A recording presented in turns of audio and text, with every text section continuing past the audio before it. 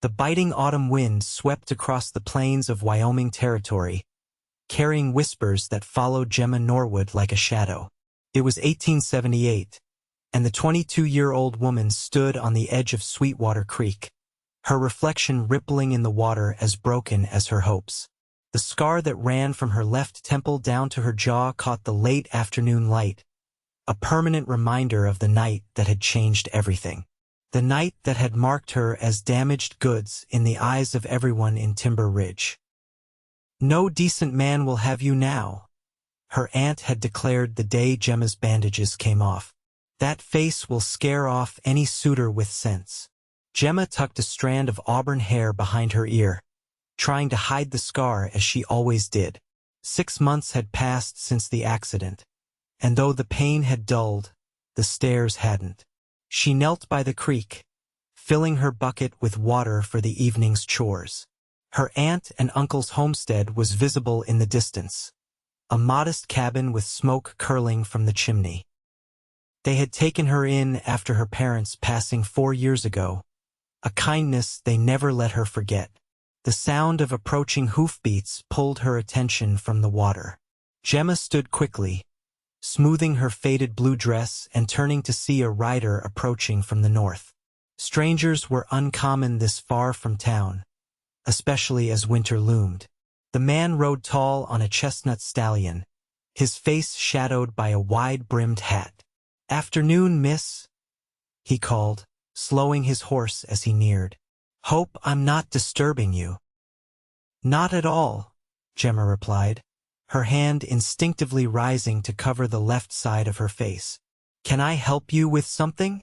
The man dismounted with easy grace, boots landing softly in the grass. He was tall, broad-shouldered, with a face weathered by sun and wind. Not much older than 30, Gemma guessed, with kind eyes that crinkled at the corners. "Name's Jacob Weston," he said, removing his hat to reveal sandy brown hair. "I've purchased the old Miller place up north. Was hoping to find the nearest water source." His gaze held steady on her eyes, not straying to her scar. "This creek runs through both properties," Gemma said, gesturing upstream. "It's good water, even in the dry months." Jacob nodded, seeming genuinely pleased with this news. "That's a relief. And who might you be, if you don't mind my asking?" "Gemma Norwood. I live with my aunt and uncle just over that rise." She pointed toward the cabin. "Pleased to meet you, Miss Norwood." He smiled, a genuine warmth that took Gemma by surprise. Most men in town barely acknowledged her existence anymore, let alone offered a smile. A gust of wind blew Gemma's hair back, fully exposing her scar. She turned quickly, but not before catching the flicker of surprise in Jacob's eyes. Her cheeks burned with familiar shame. "I should be getting back," she murmured, reaching for her water bucket. "Let me help you with that," Jacob offered, stepping forward. When his fingers brushed hers on the handle, Gemma felt an unexpected jolt of awareness. "Thank you, but I can manage." She kept her eyes down, waiting for the usual awkwardness that followed when people saw her face clearly for the first time. Instead, Jacob stepped back respectfully. "Of course, I didn't mean to suggest otherwise." He paused, then added, "I'll be setting up at the Miller place starting tomorrow. It needs quite a bit of work before winter sets in." Gemma nodded, unsure why he was telling her this. "If you or your family need anything," he continued, "don't hesitate to call on me. Neighbors should look out for each other out here." "That's kind of you, Mr. Weston." Jacob smiled again, replacing his hat. "Just Jacob, please." He mounted his horse with fluid ease. "I hope to see you again, Miss Norwood." As he rode away, Gemma stood watching, bucket in hand, wondering why the stranger had really looked at her without a trace of pity or revulsion. It was probably nothing, she told herself.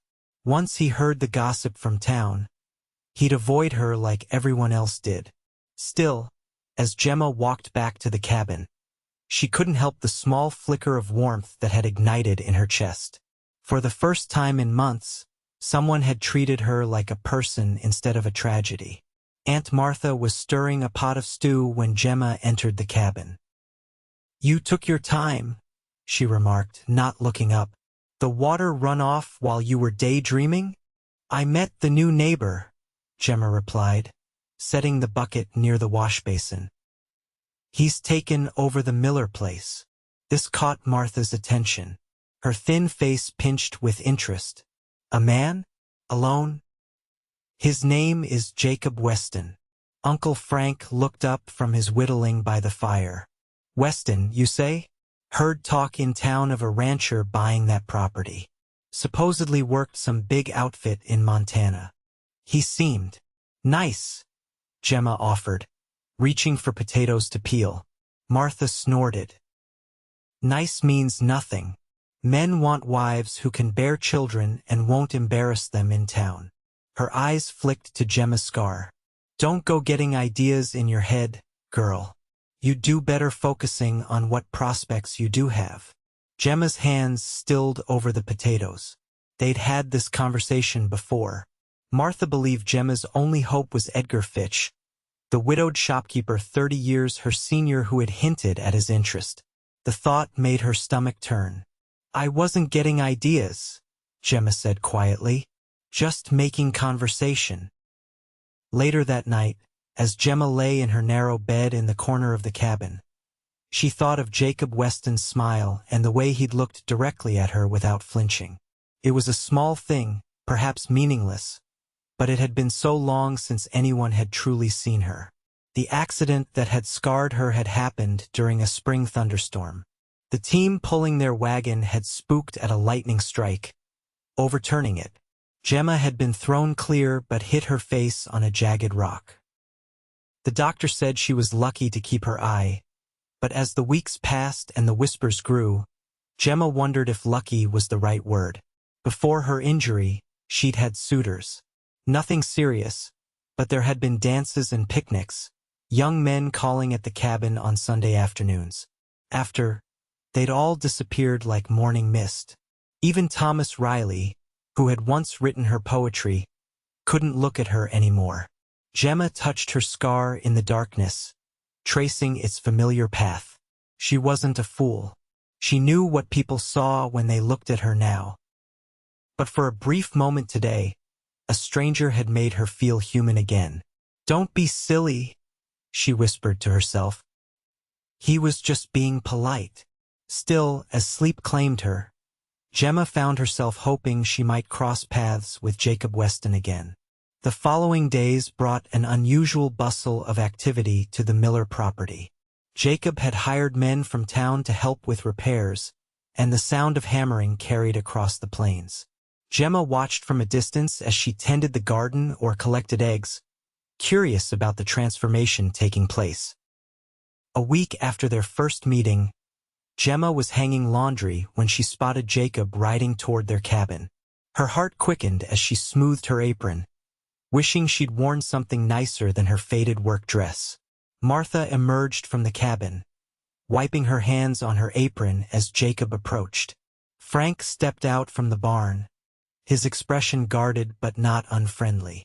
"Afternoon," Jacob called, dismounting. "Hope I'm not interrupting." "Not at all," Frank replied, stepping forward to shake hands. "Frank Norwood. This is my wife, Martha, and I believe you've already met our niece."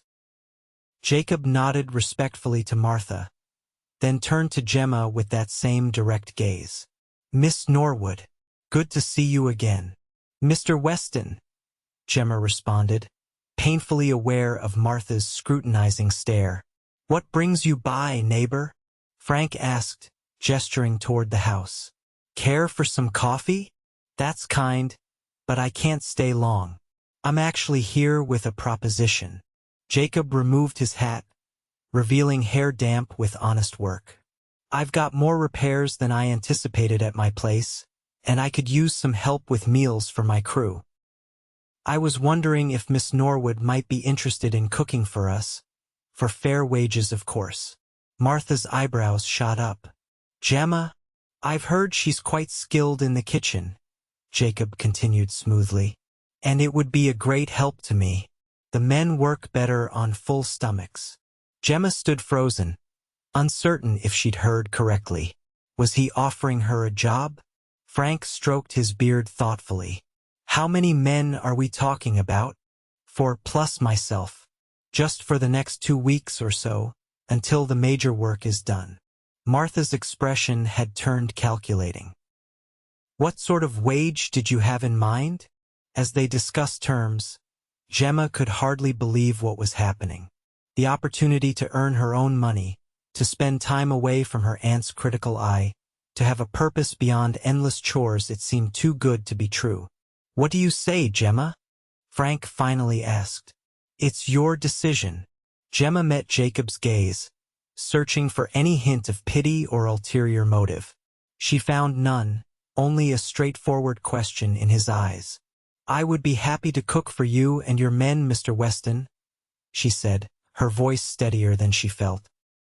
Jacob's smile seemed to brighten the entire yard. Excellent. I'll send someone to fetch you tomorrow morning, if that suits. As Jacob rode away, Martha turned to Gemma with narrowed eyes.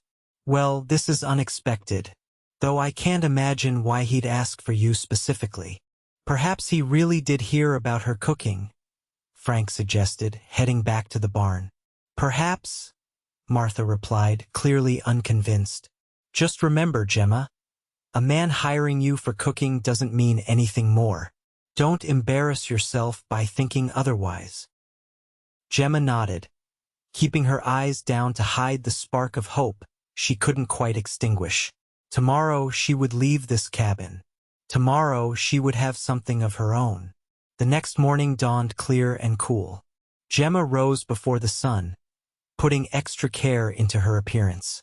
She chose her blue calico dress, the one that brought out the color of her eyes, and plaited her hair in a neat braid. She packed her mother's cookbook and a few essential spices Martha had reluctantly spared. One of Jacob's ranch hands arrived with a wagon just after breakfast. Gemma climbed aboard, her heart racing with a mixture of anxiety and excitement as they pulled away from the only home she'd known for years. The Miller place, now Weston's ranch, came into view as they crested a hill. What had been a neglected homestead was now a hive of activity. Men worked on the roof of the main house, while others repaired fencing around the corral. A small bunkhouse stood to the side, freshly painted, and beyond it, Gemma could see cattle grazing in the distance. Jacob emerged from the barn as they approached, raising a hand in greeting. He helped Gemma down from the wagon, his touch brief but steady. "Welcome to Willow Creek Ranch," he said, a note of pride in his voice. "It's still rough around the edges, but it's coming along." "It looks wonderful already," Gemma replied honestly. "You've accomplished so much in just a week." Jacob smiled, pleased by her observation. "The kitchen's this way. I had the men clean it up special, but I'll warn you, it's been neglected for years." The kitchen was indeed basic but clean, with a good iron stove and a large table in the center.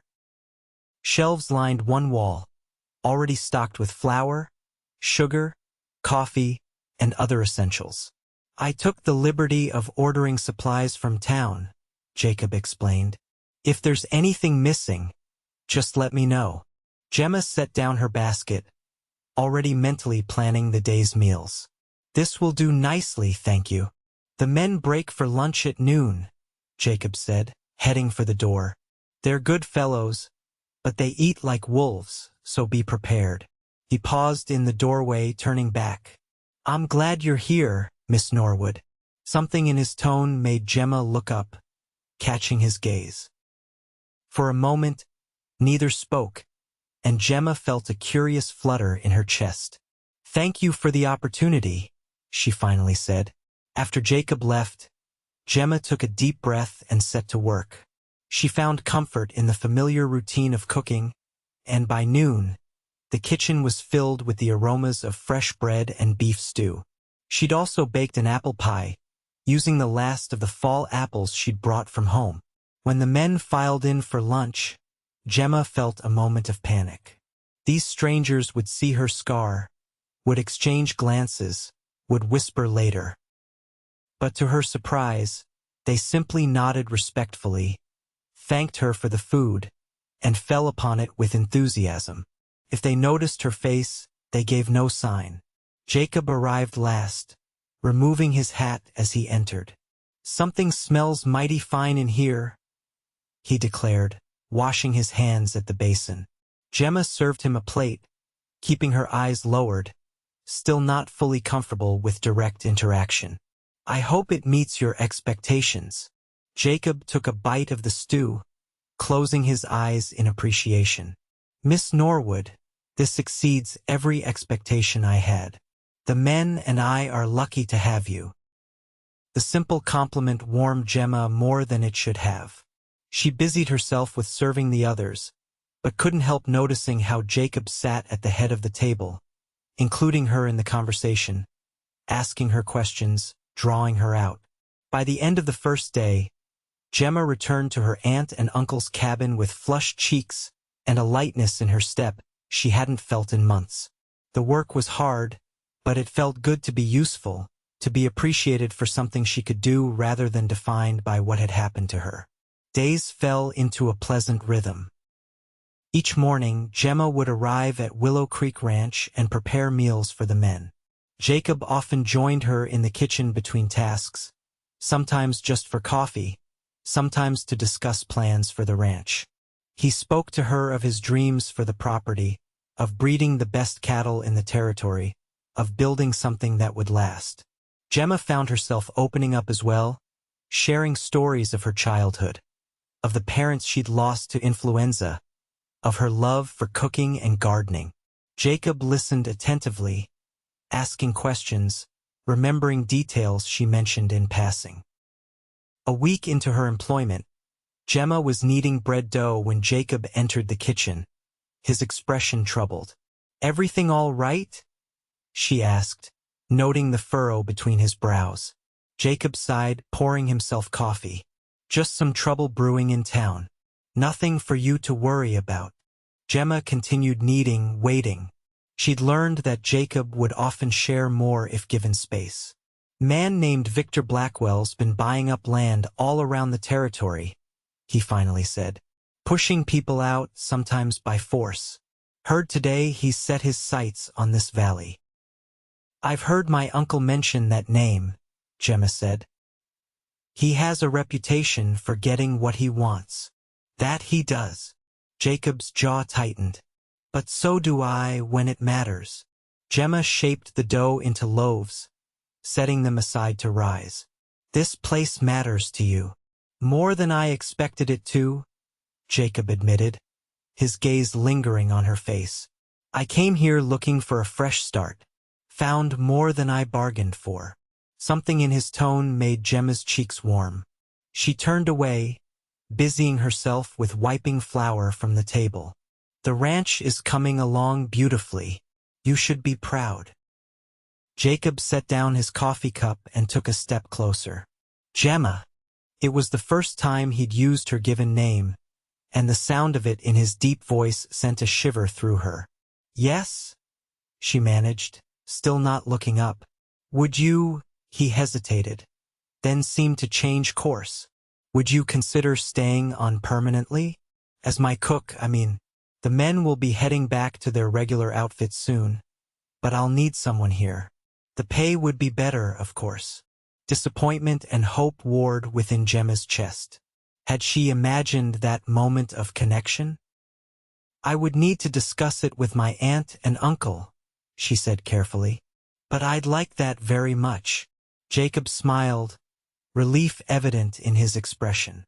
"Good. That's good."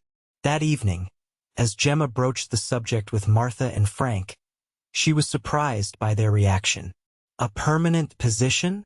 Martha repeated, eyebrows raised. "Living there at his ranch?" "There's a small room off the kitchen," Gemma explained. "Jacob Mr. Weston said it could be mine. I'd have Sundays off to visit, of course." Frank and Martha exchanged a look Gemma couldn't quite interpret. "People will talk," Martha said finally. "A young, unmarried woman living under a bachelor's roof. It's a respectable position," Gemma argued. "And Mr. Weston has been nothing but proper."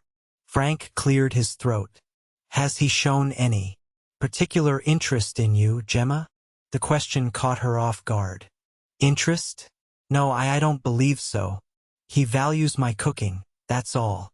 Martha's expression softened slightly, and Gemma realized with a pang that her aunt thought no man could possibly be interested in her romantically anymore. "Well, the wage is generous," Frank acknowledged. "And it would give you some independence." "You're of age," Martha added, pragmatic as always. "If this is what you want, we won't stand in your way."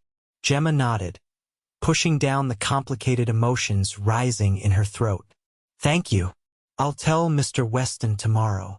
That night, lying in bed, Gemma touched her scar and allowed herself to face the truth she'd been avoiding. She was falling in love with Jacob Weston. His kindness, his determination, the way he looked at her as if her scar was merely a feature, not a flaw, all of it had worked its way into her heart. But her aunt was right about one thing. Jacob had shown no romantic interest in her. He treated her with respect, even friendship, but never had he indicated he saw her as anything more than his cook. And why would he, a handsome, successful rancher, could have his pick of unmarred women? "Don't be a fool," she whispered to herself in the darkness. A good job, independence, and the chance to see Jacob daily would have to be enough. It was more than she'd dared hope for 6 months ago. The next morning, Gemma informed Jacob of her decision to accept the permanent position. His face lit up with a smile that made her heart ache with both joy and longing. "You won't regret it," he promised. "I aim to make Willow Creek the finest ranch in the territory, and I'm glad you'll be part of it." 2 days later, Gemma moved her few belongings into the small but comfortable room off the kitchen. The hired men had departed, leaving only Jacob and one permanent ranch hand, a quiet fellow named Thomas who slept in the bunkhouse. Life at Willow Creek quickly settled into a pleasant routine. Gemma cooked, kept house, and even started a small kitchen garden behind the main house. Jacob worked from dawn till dusk, building fences, tending cattle, making improvements to the property. In the evenings, they often shared a quiet meal together, talking of the day's events or Jacob's plans for the ranch. These evenings were both sweet torture and pure joy for Gemma. Jacob was unfailingly kind, interesting to talk with, and seemed genuinely interested in her thoughts and opinions. Yet he maintained a careful distance, never crossing the invisible line between employer and employee. Autumn deepened toward winter. The aspens turned golden, then bare, and the first light snows dusted the distant mountains. Gemma found unexpected contentment in her new life, even as she guarded her heart against impossible hopes. One evening in late November, as a storm gathered on the horizon, Jacob returned from town with a troubled expression. Gemma was preparing supper, the kitchen warm and fragrant with the smell of fresh bread and roasting chicken. "Something wrong?" she asked as Jacob hung his coat by the door. "Blackwell's men were in town," he said, warming his hands by the stove. "They've been asking questions about me, about this property." Gemma frowned, pausing in her work. "What sort of questions?" "The kind that suggest they're looking for leverage." Jacob ran a hand through his hair, a gesture Gemma had come to recognize as a sign of frustration. "Word is, Blackwell wants to dam the creek up north, control the water rights for the whole valley. But that would affect everyone downstream," Gemma said, alarmed. "Including my aunt and uncle's place." Jacob nodded grimly. "Exactly. And my land stands in his way." He looked up, meeting her concerned gaze. "I didn't mean to worry you with this. We're partners in this ranch now," Gemma said without thinking. Your concerns are mine as well. Something flickered in Jacob's eyes, surprise, perhaps, or something warmer. Partners, he repeated softly. I like the sound of that. The moment stretched between them, charged with unspoken possibilities. Then a crash of thunder broke the spell, making Gemma jump. Storm's coming in fast, Jacob observed, moving to the window. Might be a bad one. By the time they'd finished supper, the storm had indeed arrived with full fury. Wind howled around the eaves, rain lashed the windows, and lightning split the sky with jagged brilliance. Gemma cleared the dishes while Jacob built up the fire in the main room. No sense in you going to your room yet, he said as she finished in the kitchen. It's warmer by the fire. I thought maybe we could talk a while longer. Gemma nodded, following him to the comfortable chairs he'd positioned near the hearth. The main room was still sparsely furnished, but Jacob had added touches that made it feel like a home, bookshelves filled with volumes, a fine wool rug, a small table between the chairs where a chess set now stood ready. Do you play? He asked, gesturing to the chess pieces. My father taught me, Gemma replied, though I haven't played in years. Would you care for a game? Or is it too late? A game would be nice, she said, settling into one of the chairs. They played in companionable silence for a time, the only sounds the crackling of the fire and the storm raging outside. Gemma found herself relaxing, enjoying the thoughtful concentration on Jacob's face as he considered his moves. You're quite good, he remarked after she captured his knight. Your father taught you well. Gemma smiled at the memory. He was patient, said chess builds character. Tell me more about him, Jacob urged. About your parents. Gemma hesitated only briefly before sharing stories of her childhood, her father's work as a surveyor, her mother's beautiful garden, the love that had filled their home. Jacob listened attentively, asking questions, drawing her out. They sound like remarkable people, he said when she finally fell silent. They raised a remarkable daughter. Gemma looked down, emotion tightening her throat. I think they would have liked you, she said softly. When she glanced up, Jacob was watching her with an intensity that made her breath catch. The firelight cast a warm glow on his features, softening the angles of his face. Gemma, he began, his voice low. There's something I've been wanting to. A tremendous crash interrupted him as the front door burst open, letting in a gust of wind and rain. Thomas stood in the doorway, drenched and panicked. Boss! The creek's rising fast, the lower pastures already flooding. Cattle are stranded. Jacob was on his feet instantly. Get the horses ready. I'll be right there. As Thomas disappeared back into the storm, Jacob turned to Gemma. Stay inside where it's safe. We'll talk when I return. Before she could protest, he was grabbing his coat and hat, then vanishing into the howling night. Gemma paced the floor for hours, watching through the windows as lantern light bobbed in the distance, marking where Jacob and Thomas worked to save the cattle. The storm showed no signs of abating, and worry gnawed at her with each passing minute. Just after midnight, the door finally opened again. Jacob stumbled in, soaked to the skin and shivering, his face drawn with exhaustion. Jacob! Gemma rushed to help him remove his dripping coat. Are you all right? The cattle? Most are safe, he managed through chattering teeth. Lost a few, but could have been worse. Thomas is in the bunkhouse. Gemma led him to the fire, insisting he sit while she fetched dry clothes and heated water for tea. When she returned, Jacob had stripped off his sodden shirt, revealing a muscular torso marked with old scars. Gemma handed him the dry clothes and quickly turned away, her cheeks burning. Thank you, he said hoarsely. Don't know what I'd do without you here. While Jacob changed, Gemma prepared hot tea laced with whiskey. When she turned back, he was dressed in dry clothes, his hair damp and tousled, looking younger somehow, more vulnerable. "Drink this," she instructed, handing him the steaming mug. "It'll warm you from the inside." Jacob accepted it gratefully, their fingers brushing in the exchange. He took a long swallow, then sighed, some of the tension leaving his body.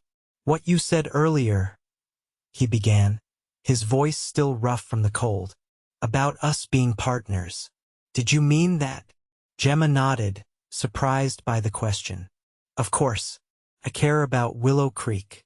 About—" She hesitated, then finished softly, "about what happens here." Jacob set his mug down and stood, moving closer to where she stood by the fire. "Before we were interrupted, I was about to tell you something important." Gemma's heart began to race. "Yes. From the first day I met you by the creek, something about you called to me." Jacob's eyes never left hers. "Your strength, your grace despite everything you've been through. The way you see beauty in simple things." Gemma could scarcely breathe. Was this really happening? "I hired you because I wanted you near," Jacob continued, taking another step closer. "Because every day without seeing you felt wasted." "Jacob," Gemma whispered, hardly daring to believe what she was hearing. "People say they say no man would want—" "I don't give a damn what people say," Jacob interrupted, a fierce certainty in his voice. "You're all I've ever wanted, Gemma Norwood. From the moment I saw you." He reached out slowly, giving her time to pull away, and gently traced the line of her scar with his fingertips. Instead of flinching, Gemma leaned into his touch, her eyes filling with tears. "This is part of you," he murmured, "but it isn't who you are." "I see you, Gemma. All of you." Before she could respond, Jacob lowered his head and kissed her. His lips were soft against hers, questioning at first, then more certain as Gemma responded, her hands rising to rest against his chest. When they finally parted, Gemma was trembling, overwhelmed by emotions she'd kept bottled for so long. "I never thought, I never dared hope." "I love you," Jacob said simply. "And if you'll have me, I want to build this life with you. Not as my cook or my employee, but as my wife." Gemma stared at him in wonder. "Your wife?" Jacob smiled, cupping her face in his hands. "I know it's sudden. I know you might need time. But yes, my wife. My partner in everything." "People will talk," Gemma warned, echoing her aunt's words. "They'll say you settled for less than you deserve." Anger flashed in Jacob's eyes. "Let them talk. They don't know what I deserve or what I want." His expression softened. "And what I want is you, if you'll have me." Gemma searched his face, finding nothing but sincerity in his gaze. Slowly, a smile spread across her features, transforming her face with joy. "Yes," she whispered.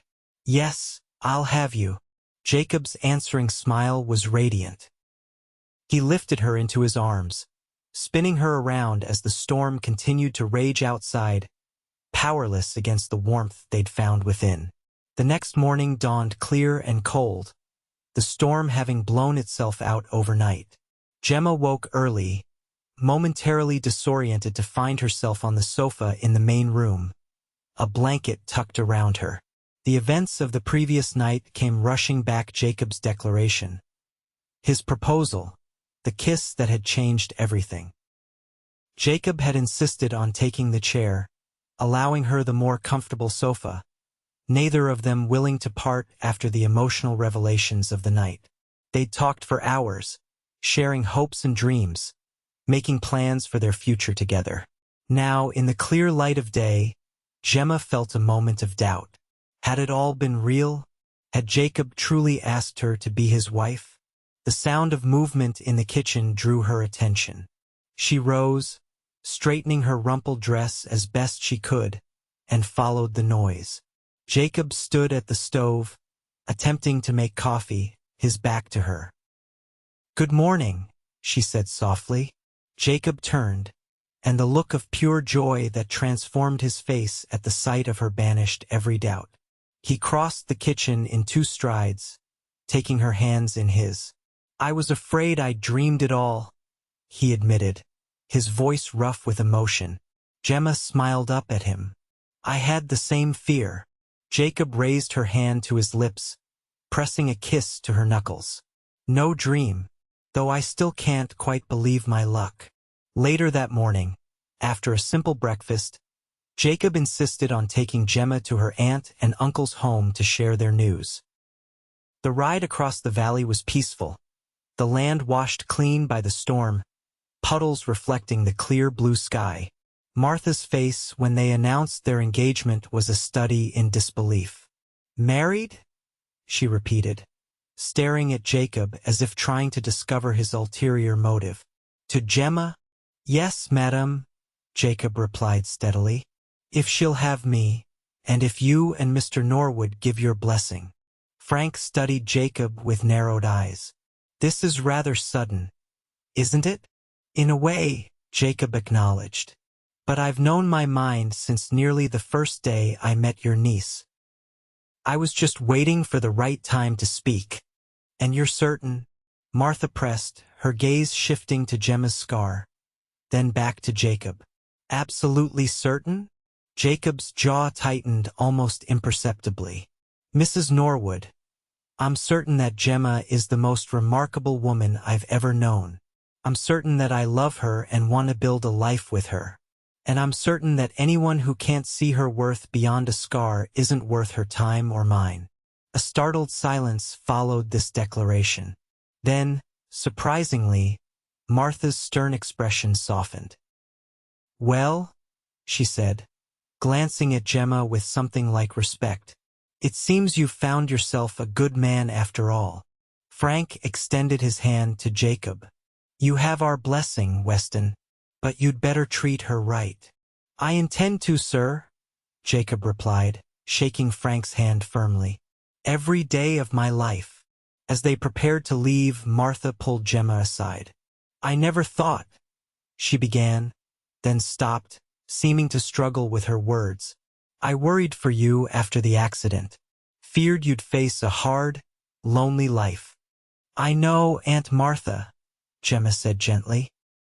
"I was wrong," Martha admitted, straightening Gemma's collar with uncharacteristic tenderness. "And I'm glad of it." The weeks leading up to Christmas passed in a whirlwind of preparations. Jacob and Gemma decided on a small wedding just after the new year, giving them time to ready the ranch house and notify the few family members they wished to invite. During this time, trouble continued to brew with Victor Blackwell. His men were seen surveying the northern boundaries of Jacob's property, and rumors circulated in town that he was filing dubious legal claims to water rights throughout the valley. "He won't stop until he controls everything," Jacob told Gemma one evening as they sat by the fire. "Or until someone stands up to him." "Be careful," Gemma urged, taking his hand. "I've only just found you. I couldn't bear to lose you now." Jacob squeezed her hand reassuringly. "I don't intend to start trouble, but I won't back down from protecting what's ours either." The confrontation came sooner than expected. 3 days before Christmas, Jacob rode into town for supplies and to finalize arrangements with the minister. Gemma remained at the ranch, preparing for the holiday and working on her wedding dress, a simple but elegant creation of cream-colored fabric with lace Martha had contributed from her own wedding gown. Mid-afternoon, the sound of approaching horses drew Gemma to the window. Her heart sank as she saw 3 riders approaching, none of them Jacob. Something in their bearing confident, almost arrogant set alarm bells ringing in her mind. Wiping her hands on her apron, Gemma stepped onto the porch as the men reined in their horses. "Can I help you, gentlemen?" she called, keeping her voice steady despite her unease. The man in the center, older than the others with a neatly trimmed gray beard, smiled without warmth. "You must be Miss Norwood. I've heard about you." His eyes lingered briefly on her scar before returning to meet her gaze. I'm Victor Blackwell. Gemma's stomach tightened, but she kept her expression neutral. Mr. Weston isn't here at the moment. That's a shame, Blackwell replied, dismounting despite the lack of invitation. His companions remained on horseback, flanking him like guards. I was hoping to discuss a business proposition with him. He should return by nightfall, Gemma said, not moving from the porch. You're welcome to call again tomorrow. Blackwell mounted the steps, stopping when he stood just below her, close enough that Gemma had to resist the urge to step back. Perhaps you could convey a message. His tone was pleasant, but his eyes were cold. I'm prepared to offer a very generous sum for this property. More than it's worth, to be frank. Mr. Weston isn't interested in selling, Gemma replied firmly. This is our home. Blackwell's eyebrows rose at the word our. His gaze flicking to her left hand where Jacob's mother's ring now rested. Ah, I see. Well, new brides often have romantic notions about their first homes. His smile thinned, but practical considerations eventually prevail. This valley needs development progress. One man's stubbornness shouldn't stand in the way of that. Is that what you call it? Progress. Gemma felt anger replacing her fear. Taking water rights from families who've worked this land for years? Blackwell's expression hardened. You would do well to encourage your fiancé to be reasonable, Miss Norwood.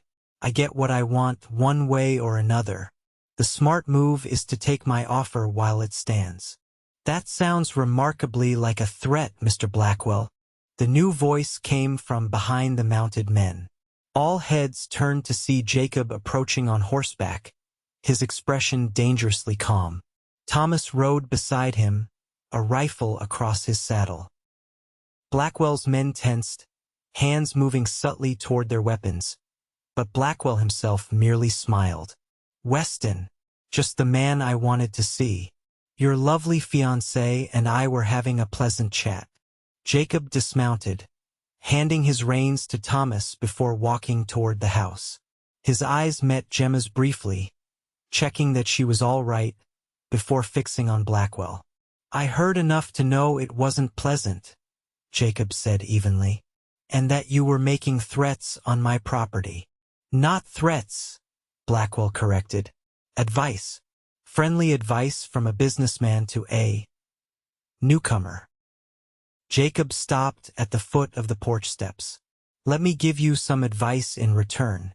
Get off my land. Don't come back. And stay away from my fiancé. The two men stared at each other, tension crackling between them. Finally, Blackwell chuckled, shaking his head as if dealing with a stubborn child. You're making a mistake, Weston. A costly one. He turned, descending the steps and remounting his horse with practiced ease. Think about my offer. It won't remain open indefinitely. As the three riders departed, Jacob climbed the steps to Gemma, pulling her into his arms. Are you all right? Did he frighten you? I'm fine, she assured him, though she couldn't stop the slight trembling of her hands. But I'm worried, Jacob. He doesn't seem like a man who gives up easily. Jacob's jaw set in a determined line. Neither am I. That evening after supper, Jacob announced a change of plans.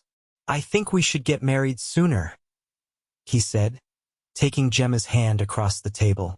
Tomorrow, if the minister can manage it. Gemma blinked in surprise. Tomorrow? But what about the guests, the preparations? None of that matters, Jacob insisted. What matters is making you my wife, making it clear to everyone including Blackwell that this ranch, this life, belongs to both of us. Together. Understanding dawned on Gemma. You think he might try to use me somehow? To get to you? Jacob's expression darkened. I don't put anything past him, but that's not the only reason. His fingers tightened around hers. Life's uncertain, Gemma. Today proved that. I don't want to wait another day to call you my wife. Warmth spread through Gemma's chest at his words. Then let's not wait. Tomorrow it is. The following day, Christmas Eve, dawned bright and cold. The world outside transformed by a fresh blanket of snow that had fallen overnight. Gemma stood in her room, putting the finishing touches on her wedding outfit. Her dress wasn't quite complete, but it was beautiful nonetheless, the cream fabric complementing her auburn hair, which she'd arranged in a simple but elegant style. Martha had arrived early, summoned by Thomas with news of the hastened wedding. To Gemma's surprise, her aunt had been supportive, helping with last-minute preparations and even bringing a small bouquet of evergreen sprigs tied with ribbon.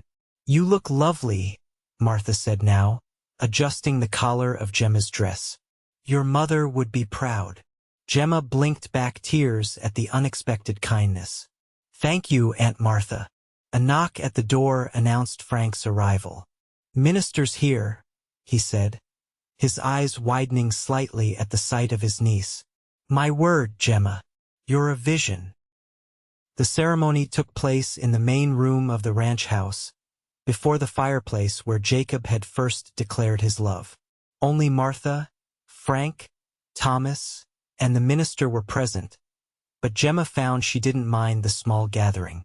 What mattered was the look in Jacob's eyes as she entered the room on her uncle's arm, a look of such profound love and wonder that it took her breath away. The minister's words were traditional but heartfelt, speaking of love and commitment, of building a life together through good times and bad. When it came time for their vows, Jacob's voice rang clear and certain. "I, Jacob Weston, take you, Gemma Norwood, to be my lawfully wedded wife, to have and to hold, from this day forward, for better, for worse, for richer, for poorer, in sickness and in health, to love and to cherish, till death do us part." Gemma's voice trembled slightly as she repeated the words, still hardly believing this moment was real. When Jacob slipped the gold band onto her finger to join the engagement ring, she felt as though her heart might burst with happiness. "By the power vested in me," the minister concluded, "I now pronounce you husband and wife. You may kiss your bride." Jacob's kiss was gentle but filled with promise, a pledge of all the days to come. When they turned to face their small audience, Gemma was surprised to see tears in Martha's eyes and a broad smile on Frank's usually stern face. "Mrs. Weston," Jacob whispered, the new name sending a thrill through Gemma. "My wife, my husband," she replied, squeezing his hand. Whatever challenges lay ahead, they would face them together. The celebrations were simple but joyful. Martha had brought food to supplement what Gemma had prepared, and Thomas produced a fiddle no one knew he possessed, filling the house with lively music. As evening approached, Frank and Martha prepared to leave, with promises to return for Christmas dinner the following day. "Be happy, child," Martha said as she embraced Gemma. "You deserve it." After they'd gone, Thomas tactfully retired to the bunkhouse, leaving the newlyweds alone. Jacob built up the fire, then turned to Gemma with a smile that made her heart race. "I have something for you," he said, retrieving a package from his desk. "A wedding gift. And a Christmas one too, I suppose." Gemma unwrapped the paper to find a beautiful leather-bound book. Opening it, she discovered blank pages, the paper fine and smooth. "It's a journal," Jacob explained, "for you to write down your recipes, your thoughts, our memories together, the story of our life." Tears pricked Gemma's eyes at the thoughtfulness of the gift. "It's perfect. Thank you." She hesitated, then added, "I have something for you as well, though it's not wrapped." From her pocket, she withdrew a small, smooth stone, polished to a soft gleam. "My father gave this to me when I was a girl, said it was a wishing stone, that if you held it tight and wished with all your heart, it would come true."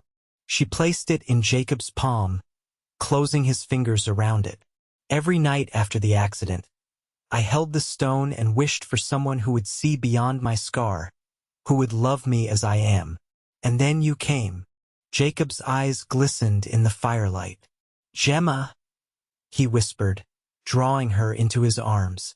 His kiss was deeper this time, filled with longing and the promise of the night to come. Later, as moonlight spilled through the bedroom window, casting silver patterns across the bed, Gemma lay in Jacob's arms, her head resting on his chest. His heartbeat was strong and steady beneath her ear, a rhythm she thought she could listen to forever. "What are you thinking?" Jacob asked, his fingers tracing lazy patterns along her bare shoulder. "That I never imagined being this happy," Gemma admitted. "That for so long, I believed what everyone said, that no man would want me, that I should settle for whatever scraps of life I could get." Jacob's arms tightened around her. They were wrong, so wrong. He tilted her face up to his gaze intense in the dim light. "You're all I've ever wanted, Gemma Weston. All I'll ever need." As Gemma drifted towards sleep in her husband's embrace, she thought of the winding path that had brought her here, the pain, the loss, the moments of despair. How strange that she now felt grateful for even the hardest parts, for they had led her to this man, this love, this perfect moment of belonging. Christmas morning dawned with a crystalline beauty, sunlight sparkling off fresh snow. Gemma woke to find Jacob watching her, his expression so tender it made her heart ache. "Merry Christmas, wife," he murmured, pressing a kiss to her forehead. "Merry Christmas, husband," she replied, the new word still thrilling on her tongue. They shared a leisurely breakfast before beginning preparations for the Christmas dinner Martha, Frank, and Thomas would join them for later. As they worked side by side in the kitchen, stealing kisses between tasks, Gemma marveled at how natural it felt, as if they'd been partners for years rather than a day. The peaceful morning was interrupted by the sound of approaching horses, many more than would be expected if Martha and Frank were arriving early. Jacob went to the window, his body tensing at whatever he saw. "Stay inside," he instructed, reaching for his gun belt. Gemma's stomach clenched with fear. "Jacob, what is it?" "Blackwell," he replied grimly, "and at least 6 men with him." Before Jacob could move toward the door, it burst open, and Victor Blackwell strode in as if he owned the place. 2 armed men flanked him, while others remained outside. "Forgive the intrusion," Blackwell said, removing his hat with mock politeness. "Especially on such a day. I understand congratulations are in order." Jacob positioned himself between Blackwell and Gemma, his hand resting on his holstered gun. "What do you want, Blackwell?" "The same thing I wanted yesterday. Your land." Blackwell's smile never reached his eyes. "Though I'm afraid my offer has become considerably less generous overnight." "Not interested," Jacob replied flatly. "Now get out." Blackwell sighed, as if disappointed by a child's poor manners. "I was afraid you'd say that." He nodded to one of his men, who produced an official-looking document. "This is a court order, signed by Judge Wilson, authorizing an inspection of your property for water rights violations." Jacob's eyes narrowed. "What violations?" "It seems your improvements to the creek might be impeding the natural flow of water to downstream properties," Blackwell explained smoothly. "A serious matter in these parts." "That's absurd," Gemma interjected, moving to stand beside Jacob. "The creek flows exactly as it always has." Blackwell raised an eyebrow at her intervention but continued addressing Jacob. "The inspection will take place today. If violations are found, and I expect they will be, the penalties could include substantial fines or even forfeiture of the property." "Judge Wilson signed this on Christmas Day?" Jacob asked skeptically, taking the document. "The judge is a personal friend," Blackwell replied. "He understands the urgency of water rights issues." As Jacob scanned the document, Gemma noticed Thomas approaching the house from the bunkhouse, rifle in hand. One of Blackwell's men spotted him too, raising his gun. "Tell your man to drop the weapon," Blackwell said calmly. "Unless you want this to get messy." Jacob looked up, catching Thomas's eye, and gave a small nod. Thomas reluctantly lowered his rifle. "This document is a fraud," Jacob declared, handing it back to Blackwell. "And we both know it." "Perhaps," Blackwell conceded with a shrug. "But by the time that's established in court, months will have passed. Your ranch will be tied up in legal proceedings, your funds drained by lawyers. Meanwhile, I'll petition for control of the water rights as a temporary measure." His smile widened. "How long do you think you can last, Weston? How deep are your pockets?" The threat was clear. Even if the legal claims were baseless, Blackwell could use his wealth and influence to entangle Jacob in costly, time-consuming litigation that a small rancher couldn't hope to win. "What exactly do you want?" Jacob asked, his voice tight with controlled anger. "I'll make it simple," Blackwell replied. "Sell to me now at half my original offer, and this document disappears. You and your bride can start fresh somewhere else, with enough money to begin again." Gemma felt Jacob's body tense beside her, knew he was calculating, weighing impossible options. This ranch meant everything to him, to them both now. But Blackwell's resources were vast, his influence far-reaching. "And if we refuse?" Jacob asked. "Then I'll bury you in legal claims until you have nothing left," Blackwell replied matter-of-factly. "It's just business, Weston. Nothing personal."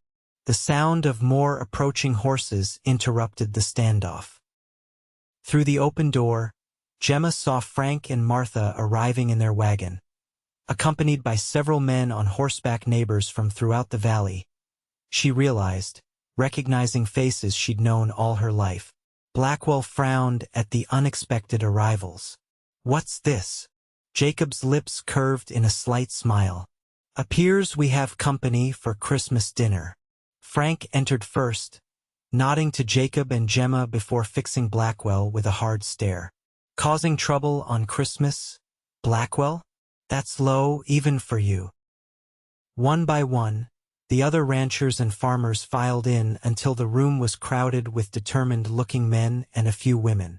Gemma recognized the Hendersons, the Millers, the Carter's families who had worked this valley for decades. "What's going on here?" Blackwell demanded, his confidence visibly shaken by the unexpected gathering. "Word travels fast in a small community," Martha explained, removing her gloves with deliberate calmness. "Especially when someone threatens one of our own." An older man with a sheriff's badge stepped forward. "I'd be interested in seeing that court order, Blackwell. Seeing as how Judge Wilson is currently visiting his daughter in Denver for the holidays." Blackwell's face reddened, but he maintained his composure. "This is a private business matter between Mr. Weston and myself." "Not anymore," said Henderson, a burly rancher whose property bordered Jacob's to the east. "You've been threatening all of us with these water rights claims. Time someone stood up to you. And that someone is all of us," added Carter, whose homestead lay downstream. "We've formed an association. Any legal action against one is an action against all. We'll pool our resources, fight you every step of the way." Blackwell's confident demeanor faltered as he looked around the room, seeing the united front before him. These weren't wealthy men, but together, they presented a formidable obstacle, one that could drag out his plans for months or years. "This changes nothing," he insisted, though his tone lacked conviction. "You're delaying the inevitable." The sheriff stepped closer. "What's inevitable is that I'm going to be looking very closely at this fraudulent court order. Forgery is a serious crime, Blackwell, as is making threats with armed men on private property." For a long moment, Blackwell stood his ground, his gaze moving from face to determined face. Then, with a tight smile, he replaced his hat. "Very well. It seems I've misjudged the situation. Perhaps we can discuss matters another time under more favorable circumstances. Don't count on it, Jacob replied evenly. With a curt nod, Blackwell gestured to his men and departed, the sound of hoofbeats gradually fading into the distance. Only when they were gone did the tension in the room dissolve into relieved laughter and hearty handshakes. "Thank you," Jacob said, addressing the gathered neighbors. "All of you. I don't know how to repay this." Henderson clapped him on the shoulder. "No need. We take care of our own in this valley. Always have. Besides," Carter added with a grin, "any excuse for Martha's Christmas cooking is worth riding out for." As the gathering transformed from a confrontation into a celebration, Gemma found herself overwhelmed with gratitude. These people, many of whom had kept their distance after her accident, had rallied to defend her and Jacob, had welcomed them as part of the community. Martha approached as Gemma was wiping away a tear. "Well, don't just stand there getting sentimental," she said briskly, though her own eyes were suspiciously bright. "We've got a Christmas feast to prepare for twice as many people now." Gemma laughed, impulsively hugging her aunt. "Yes, we do." The day that had begun with such menace became one of the most joyful in Gemma's memory. The house filled with laughter, stories, and song as neighbors became friends and community bonds were strengthened. Jacob moved among them with easy confidence, no longer the newcomer but a man who had earned his place among them. As evening approached and guests began to depart, Jacob found Gemma in a quiet moment by the fire. "Some Christmas, Mrs. Weston," he murmured, slipping an arm around her waist. "The best I can remember," she replied honestly. "Though perhaps with less excitement next year?" Jacob laughed, pressing a kiss to her temple. "I make no promises. Life with you will never be dull, I suspect." Later, after the last guest had gone and the house was quiet once more, Jacob and Gemma stood on the porch, gazing up at the star-filled sky. Snow crunched beneath their feet, and their breath formed clouds in the cold air. "Do you think Blackwell will really give up?" Gemma asked, leaning against Jacob's solid warmth. "Not entirely," Jacob admitted, "but he'll think twice before coming after us directly again. And with the neighbors united, his usual tactics won't work as easily." Gemma nodded, contemplating the vast expanse of their land, silvered by moonlight. "This is really ours, isn't it? Our home, our future." "Yes," Jacob said, his arm tightening around her. "And no one's going to take it from us." They stood in comfortable silence for a moment, the only sound the distant call of a night bird and the soft whisper of wind through the trees. "You know," Jacob said finally, "when I first decided to buy this place, I thought I was just purchasing land, a good investment, a fresh start. And now?" Gemma asked, turning to face him. Jacob's eyes were tender in the moonlight. "Now I know I was finding my way home. To this place. To you." Gemma rose on tiptoes to kiss him, her heart full to bursting. "Welcome home, Jacob Weston." His answering smile was everything she'd ever wanted, everything she'd once believed she could never have. "Welcome home, Gemma Weston." Spring came early to Willow Creek Ranch in 1879. The winter had passed peacefully, with no further trouble from Blackwell, who seemed to have turned his attention to opportunities farther north. Jacob and Gemma had settled into the rhythm of married life, working side by side to improve the ranch, sharing quiet evenings by the fire, and falling more deeply in love with each passing day.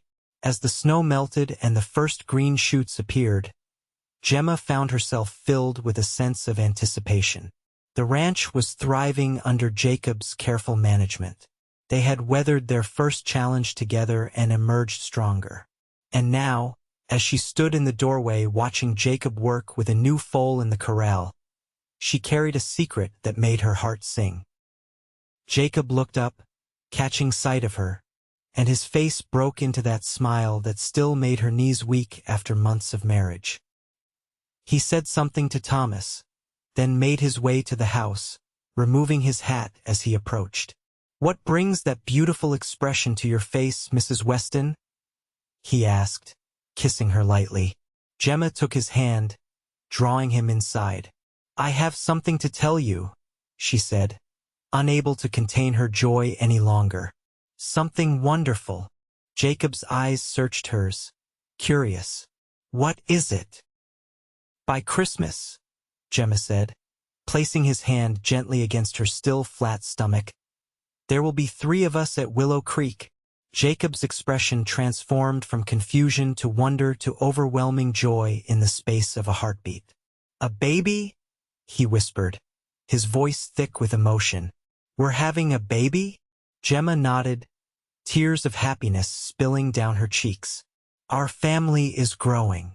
With a whoop of pure joy, Jacob lifted her into his arms, spinning her around the kitchen before setting her down with sudden gentleness. "I'm sorry, should I not do that?" "I don't want to," Gemma laughed, cutting off his concern with a kiss. "I'm with child, not made of glass. We have months before you need to worry about jostling me." Jacob's hand returned to her stomach, his expression one of awe. "A child," he repeated. "Our child." As they stood in the kitchen of the home they'd built together, bathed in spring sunlight and the glow of their shared joy, Gemma thought of all the twists and turns that had brought them to this moment. The accident that had scarred her face but ultimately led her to Jacob. The whispers that had followed her, claiming no man would want her. The love that had proven those whispers wrong. "What are you thinking?" Jacob asked, brushing a tear from her cheek. Gemma smiled up at the man who had seen beyond her scar to the woman beneath, who had declared her all he'd ever wanted and proved it every day since. "I'm thinking about how wrong they all were," she said softly, "and how right you were to find me."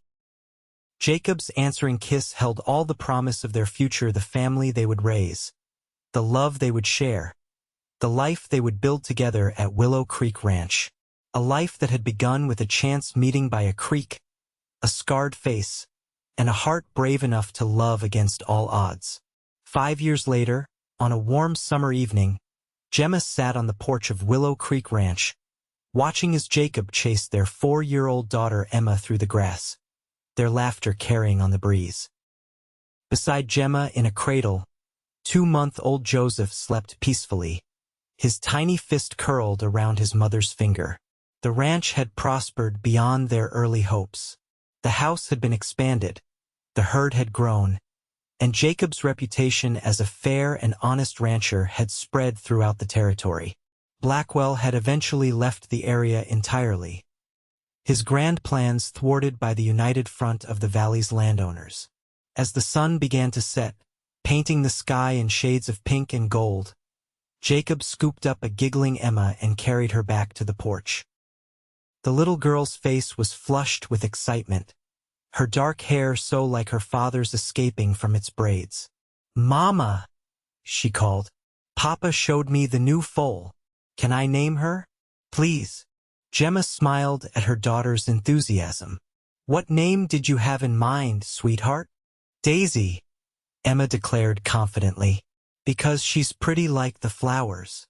Jacob set Emma down, dropping a kiss on Gemma's head before checking on the sleeping baby.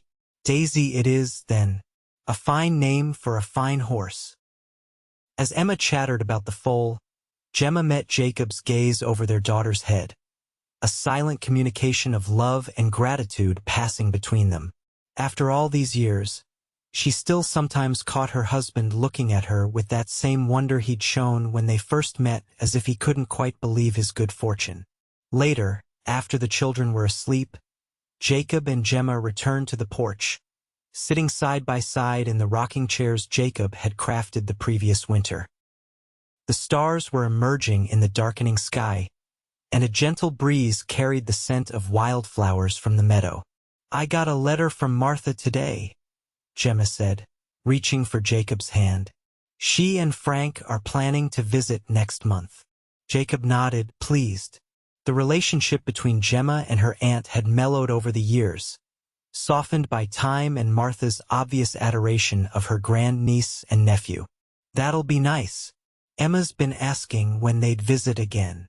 They rocked in companionable silence for a time, each lost in their own thoughts.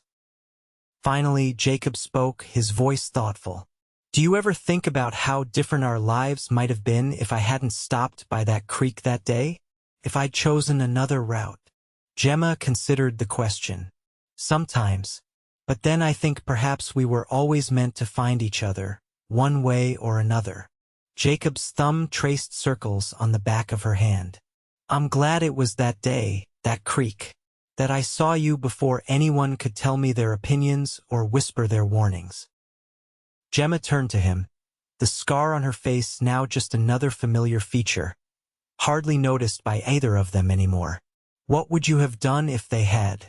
If they'd told you no man would want me? Jacob's smile was gentle in the starlight. I'd have said exactly what I thought the moment I saw you. She's all I've ever wanted. Gemma leaned over to kiss him. This man who had changed everything, who had seen her true self when others saw only damage. And you're all I'll ever need, she whispered against his lips. As night settled fully over Willow Creek Ranch, the Westons continued their quiet conversation, making plans for the future, remembering the past, and cherishing the precious present they had built together, a life filled with love, family, and the deep certainty that they had found in each other exactly what they were meant to have.